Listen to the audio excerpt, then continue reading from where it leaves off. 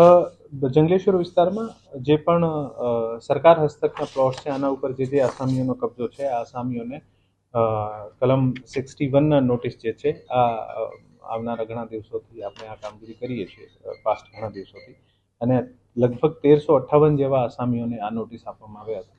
પ્રથમ નોટિસ આપવામાં આવી હતી. આ પૈકી લગભગ 390 આસામીઓએ પોતાનું જવાબ જે છે, પોતાનું પોઝેશન ઓક્યુપેશનના દાવા જે છે આ મામલતદાર સમક્ષ કર્યા છે.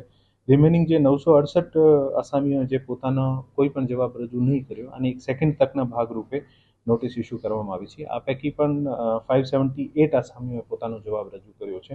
હવે રિમેનિંગ 390 જેવા જે આસામીઓ જે છે આને હજુ પણ જવાબ રજૂ નહીં કર્યો અને એક ત્રીજી નોટિસ પણ આપી છે, જેથી તમામ આસામીઓને પોતપોતાનો આ દાવો જે છે આના જે પણ જમીનના રિલેટેડ આના હક છે અને આ લોકો સમયસર આનો જવાબ રજૂ કરી છે આની એક તક આપવામાં આવે છે.